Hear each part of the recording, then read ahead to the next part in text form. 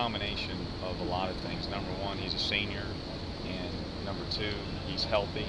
Um, and the good thing is he went through all of camp with no injuries, which was really important.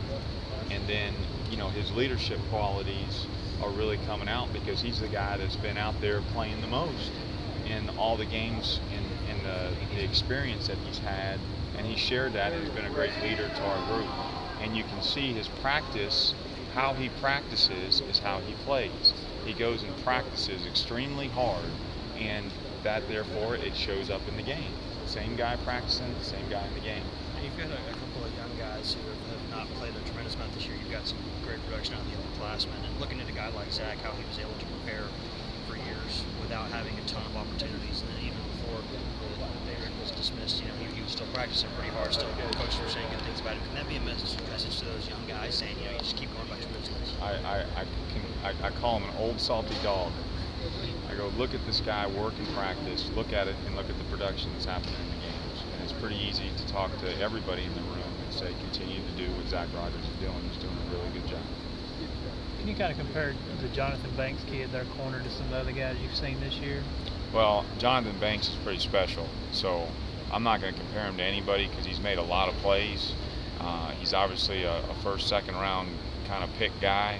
And he deserves it because he's played really, really well, and they do a great job with him in coverage where he's in man-to-man, he's physical, and then they play him in a zone, then they play him in the run game, where he's a trap corner a lot, and they mix him up what he's doing all the time, which lets him to be able to use all his qualities and be able to go function out there and have fun playing the game. And you see him just running around playing really, really hard, and he's also an older guy that's played a lot of snaps.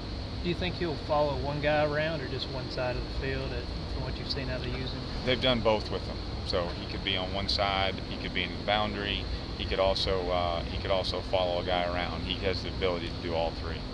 The biggest adjustment everybody else is going to have to make now, Darin, in the sidelines? How much of it? I'm sorry, I can't hear that. What's the biggest adjustment everybody else is going to have to make in the sidelines with Darin and the rest of us? Oh, it's we've discussed it, and it's a situation where he'll communicate to us from the press box, and really when I'm on the sideline, I'm not talking to him a whole lot on the sideline, so I'm talking to him on the headset, even though we're standing next to each other. So it'll be very similar to the game. Really no changes on offense and how we go function, and he's going to be up there communicating with us just like he always does. Just because of the noise factor and stuff, we usually communicate through the headset. Oh yeah, there's rarely do we take the headset down and have a face-to-face conversation, which normally on the headsets anyway, so it'll be just like he's right there on the sideline.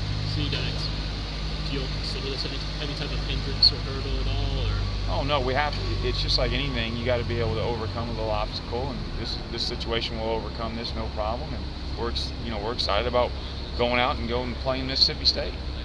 Were you surprised that message to the players? Because y'all are the adults who probably handle everything. You've seen something like this probably before, so you'll manage. But with the players, how do you make sure everything stays normal for them during the course of the game without the coach being? Well, it's just like any situation. They're going to have to handle that situation, communicating with us, and they'll communicate with Coach Dooley also on headsets and phones and different ways like that. So he's going to talk to all the players a lot during the game, and we got that all set up. What was y'all's reaction when you found out about this? Did y'all realize how severe the severity of the situation? Was it gradual thing? No, we didn't. And then when he explained that it had gotten worse, we were obviously, hey, whatever we got to do, Coach, we're behind you 100%. So we're going to make it work no matter what. Who steps up now that Jason Croom's not with you guys? Well, Dre Bowles, we moved his roles up a little bit, and Cody Blank, we moved his roles up a lot too. And Cody had a really good week of practice. So he's got to continue to learn. True freshman, got to continue to get better. How pivotal was that spring for him, in terms of being where he is now? Oh, it's obviously, helped him a lot. He played a bunch of different positions in high school, so focusing on wide receiver and the details and all that has helped him a lot being in spring football.